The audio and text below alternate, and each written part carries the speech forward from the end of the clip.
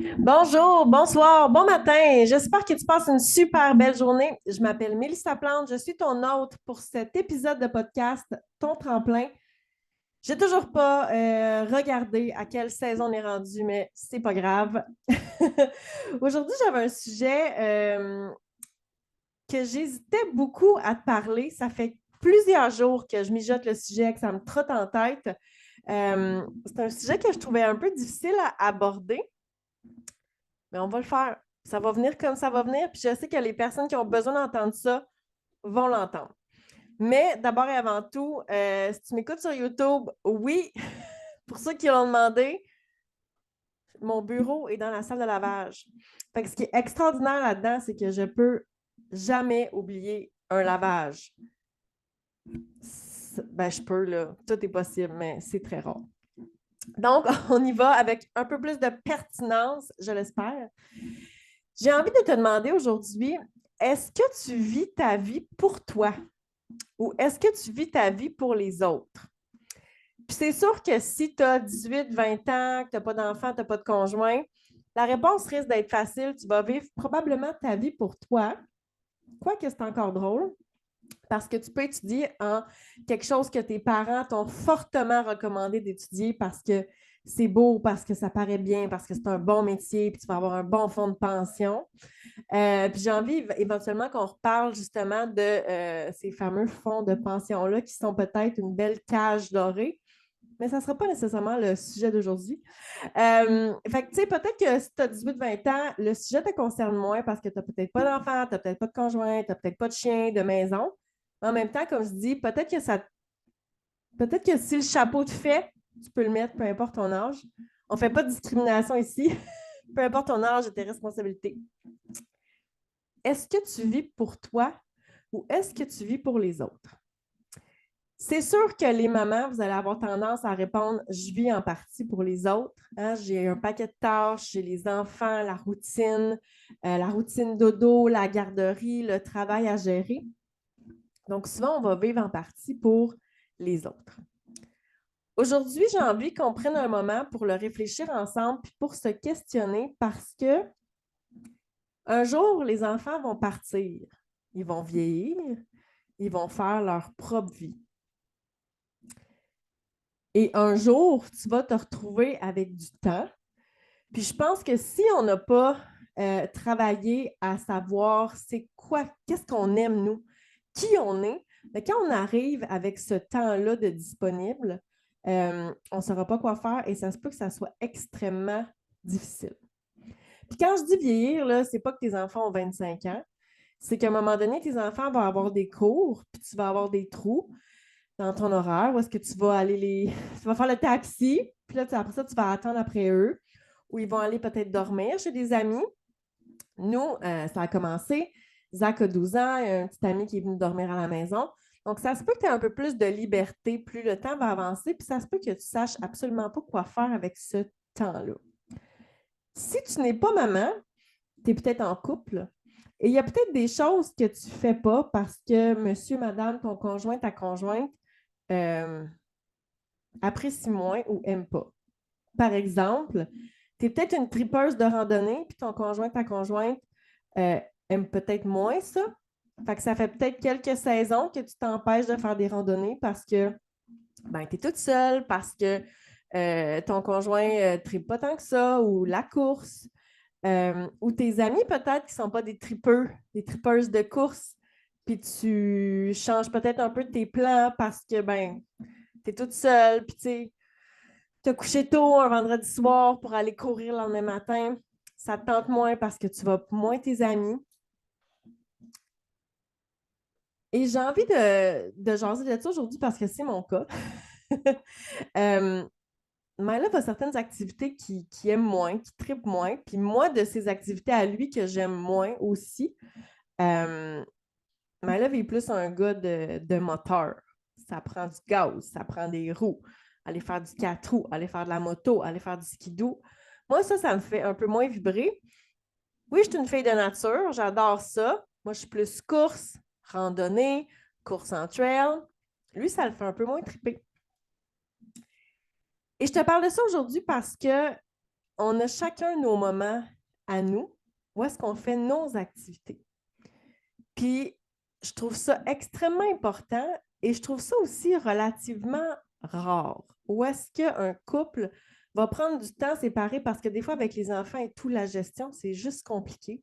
Puis je pense qu'on fait les choses ensemble parce que, ben, Colin, on a une gardienne à payer, puis c'est ça que c'est. Puis la vie aussi, hein? La vie, des fois, fait en sorte qu'on va faire les choses qu'on a toujours faites parce qu'on est habitué comme ça, parce que c'est la routine, parce que c'est la normalité. Mais c'est quoi la normalité?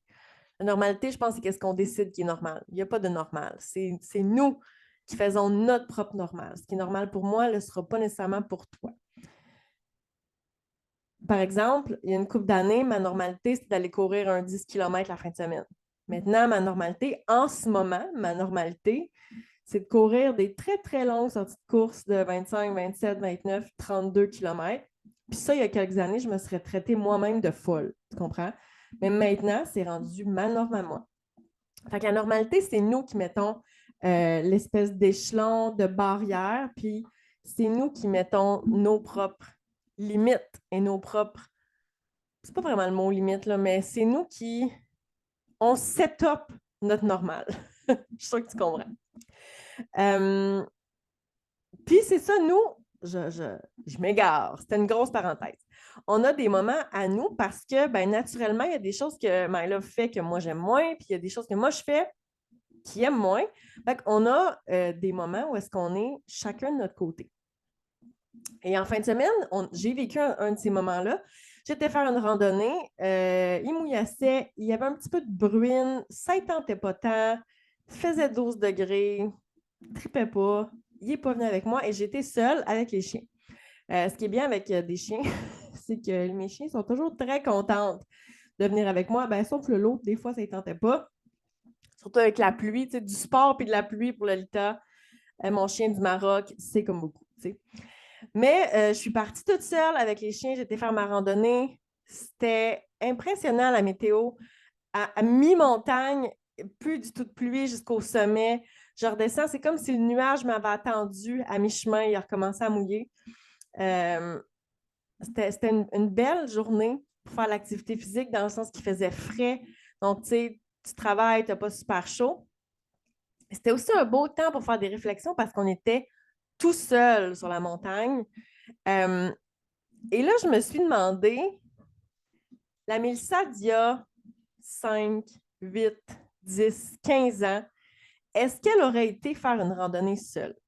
Ben, la réponse, c'est absolument pas. Jamais dans 100 ans.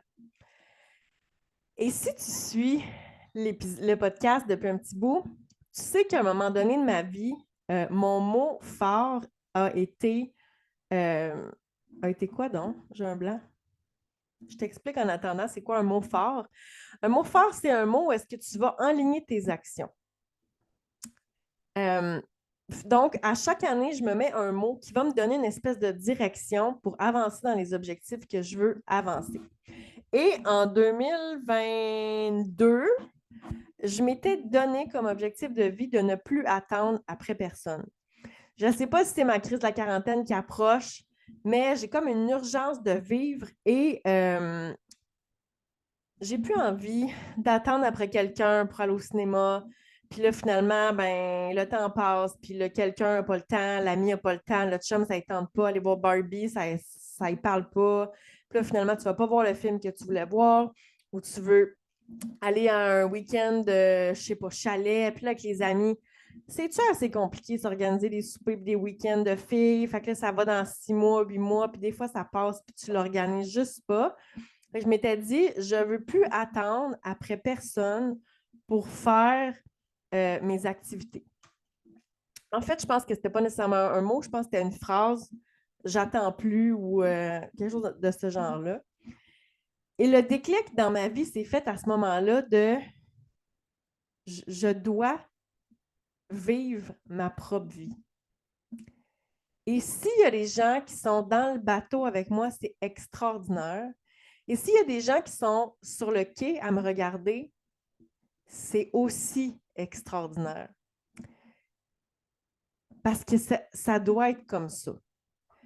Ça veut dire que moi, j'ai des choses à vivre, puis ça veut dire qu'eux ont des choses à vivre, puis c'est correct.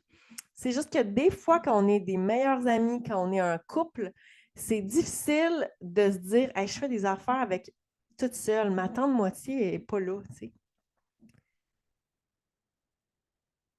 Puis je pense que c'est super correct. J'ai aussi déjà dit dans un autre épisode de podcast, tu sais, c'est le fun quand tu fais des choses toute seule, que tu n'es pas avec ton conjoint, parce que tu reviens puis vous avez des choses à vous raconter. Et ça, c'est le fun parce que ça peut amener une communication qui va être différente, une excitation aussi. Raconter un week-end de filles quand on était au Super Samedi, quand je suis revenue, puis j'ai tout raconté à My Love. C'était vraiment le fun parce qu'il voyait que j'avais eu du plaisir, il voyait on avait ri, on avait pleuré, on a dansé. Tu sais, il voyait l'excitation que j'avais dans la voix. Puis il y avait du fun pour moi, il était content pour moi. Tu sais. Donc ça, c'est le fun aussi, ça peut amener une espèce de communication différente puis de plaisir là-dedans. Puis la chose que je trouve le plus importante de ce podcast-là, c'est aussi ça que j'ai le plus de difficulté à partager, puis c'est ce qui me faisait hésiter aussi. C'est qu'il y a certaines personnes dans ta vie qui vont arriver, puis qui vont être là, une page dans ta vie, un chapitre dans ta vie. Ils vont être là, un volume dans ta vie. Ils vont être là, une série de livres dans ta vie. Je fais une métaphore par rapport au livre, si tu n'avais pas compris. Puis à un moment donné, ces personnes-là vont peut-être sortir de ton histoire. Puis il y en a d'autres qui vont arriver. Puis il y en a d'autres qui vont partir. Et imagine que tu mets quelque chose que tu aimes sur pause parce que ton conjoint, ta conjointe, euh, aime pas ça. Puis là, je reviens à mon exemple de Mel qui est allée faire une randonnée toute seule parce que My Love s'est en témoigné. Ben, imagine que je fais ça depuis 10 ans. Que moi, je me mets sur pause, que je mets ma passion sur pause depuis 10 ans, que genre, c'est pas grave, je vais y aller un autre tantôt, on n'a pas le temps, il n'aime pas ça, j'ai pas envie d'être toute seule. Puis là, le temps passe, puis j'alimente pas cette passion-là. Puis tranquillement, ça s'éteint. Et imagine à quel point je m'en voudrais si un jour My Love sort de ma vie. On ne sait pas jamais qu'est-ce que la vie nous réserve. Je ne sais pas c'est quoi le prochain chapitre de ma vie. Je ne sais pas c'est quoi le prochain livre de la série de ma vie, tu sais. C'est une possibilité. J'ai pas envie, absolument pas, puis je vous annonce pas qu'on se sépare aucunement. On s'aime, on est ensemble, ça va très bien. Mais quand même, j'ai aucune certitude que tout le monde dans mon cercle autour de moi est là pour rester jusqu'à temps que j'ai 88 ans. Donc, imagine si ça fait 10 ans que je suis en couple, ça fait 10 ans que j'étouffe ce plaisir-là, cette passion-là, puis que cette personne-là s'en va de ma vie pour X, Y, Z raison. Je suis certaine que je m'en voudrais, comme ça n'aurait pas de bon sens, d'avoir étouffé probablement cette chose-là et probablement un paquet d'autres parce que cette personne-là aimait moins ça. Imagine que tu arrêtes de faire des longues sorties de course parce qu'il n'y a personne dans ton cercle d'amis qui aime ça courir. Puis, tranquillement, pas vite, tu en fais de moins en moins. Mais à un moment donné, il y a des personnes dans ta vie qui vont changer. Est-ce que tu vas t'en vouloir de ne pas avoir poursuivi cette passion-là? Ben moi, je pense que oui. Je pense que si je me mets sur pause, il y aura un impact. Il y aura un impact au point de vue de mon énergie, il y aura un impact au point de vue de ma bonne humeur, sans doute. Il y aura probablement un impact au point de vue de mon plaisir, de la petite flamme en moi aussi qui va peut-être s'éteindre éventuellement. Il y a peut-être une grande flamme de frustration qui va monter parce que je me suis mis sur pause. Puis on ne sait pas, ça peut peut-être mener à une dépression. Puis là, je sais que j'extrapole puis que je grossis, là. Mais imagine que tu te mets sur pause dans plusieurs aspects de ta vie que tu aimes au profit de ta famille, ton chum, etc., ta best friend, ta meilleure amie. Mais si ces personnes-là sortent de ta vie, est-ce que tu vas t'en vouloir? Personnellement, ma réponse à moi, c'est oui. Je vais m'en vouloir parce que je vais avoir mis ma vie sur pause, je vais avoir arrêté de faire ce que j'aime. Pourquoi? Pour plaire aux autres, pour rentrer dans le moule, pour passer du temps avec des personnes qui ont d'autres intérêts que moi. Puis au final, je sais que je serais frustrée. Donc aujourd'hui, en fin de semaine, les dernières années, je fais le choix de ne plus attendre après les gens pour faire ce que j'ai envie de faire. Puis là, je ne vous dis pas de ne plus vous occuper de vos enfants ou de ne pas faire d'activité avec votre conjoint. Là. Vous êtes capable de faire un peu la part des choses. Ici, je le sais. Tu comprends ce que je veux dire? C'est que si tu as envie d'aller courir, tu peux parler avec ton conjoint pour t'organiser, pour que, tu sais, un soir par semaine, il s'occupe plus des enfants, il fait la routine des bains, toi, tu vas courir. Tu as envie d'avoir un week-end de filles, vous organisez avec ton conjoint. Peut-être ta belle-mère peut venir garder. Tu sais, il y a moyen de moyenner quand tu veux. Quand tu te mets en mode solution, tu trouves des solutions. T'sais. Fait que je te dis pas de plus rien faire avec ton chum ou avec tes amis. C'est absolument pas ça. Mais je te dis aussi que si tu as envie d'aller le voir, toi, le film Barbie, puis qu'il n'y a personne dans ton cercle d'amis qui aime ça, Barbie, ben vas-y. Vas-y tout seul. Ça va te sortir de ta zone de confort. Il y a d'autres épisodes là-dessus. C'est excitant. Ça peut être challengeant aussi. Mais attends pas. Parce que ça va te faire vivre des émotions, puis tu vas te sentir encore plus vivante. C'est dur à expliquer en mots, mais c'est un peu. Tu sais, quand tu as un examen, je me replonge au secondaire. Tu sais, quand tu as un examen qui était quand même difficile en maths 436, puis tu sais que tu l'as torché, là. Puis ça veut dire que tu as performé, puis ça a bien été.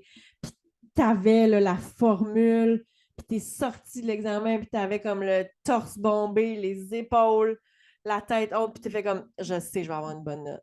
Il y a comme une espèce d'excitation, de fierté, des petits papillons positifs dans le ventre, mais ça te fait ça, tu sais. Quand tu fais quelque chose pour toi, que tu aimes, il va y avoir une répercussion autour de toi. Tu sais, ma mère, elle va revenir à la maison, puis elle va être souriante, elle va être de bonne humeur, elle va raconter un paquet d'affaires à son conjoint, tu sais. Puis tes enfants, ils vont te voir épanoui, puis ils vont te voir, oh my God, maman est indépendante. Puis probablement que tes enfants ne se diront pas dans leur tête, maman est indépendante. Mais tu sais, c'est ce qu'on veut pour nos enfants. On veut que nos enfants grandissent, puis ils poursuivent leurs rêves, puis on veut qu'ils aiment leur travail. Mais ça, je pense que ça passe par nous. Ça passe par quelqu'un qui doit faire ces actions-là pour que tes enfants modélisent ça. Tu sais, monkey see, monkey do, tu as déjà sûrement entendu cette phrase-là. Ce que singe boit, ce petit singe fait, tu sais, c'est le même principe. Fait que moi, je choisis de vivre ma vie pour ne pas avoir de regrets plus tard. Même si des fois, il faut que je fasse des choses toute seule. Mais je choisis aussi de garder ces personnes-là dans ma vie parce qu'elles sont extraordinaires. Mais je n'ai pas besoin qu'ils me tiennent par la main pour que je vive ma propre vie. Je ne sais pas si cet épisode-là résonne pour toi. Je pense que ça ne résonnera pas pour tout le monde. Je pense que ça ne va pas faire du sens pour tout le monde non plus. Mais ça va faire du sens pour ceux qui avaient à entendre ce message-là. Là-dessus, je te dis un gros merci d'être à l'écoute encore cette semaine. C'est grâce à toi que le podcast existe, parce que tu m'écoutes, parce que tu viens m'écrire en message privé sur Instagram, sur Messenger, parce que vous me faites des commentaires super constructifs et positifs. Un gros, gros, gros merci d'être là. Si tu penses que l'épisode peut aider quelqu'un, partage sur tes réseaux sociaux, envoie-le à une amie, un ami. Je suis certaine qu'ensemble, on peut faire une différence. C'est comme ça que je peux continuer de faire des épisodes inspirants. Donc là-dessus, je te souhaite une belle semaine et on se retrouve la semaine prochaine.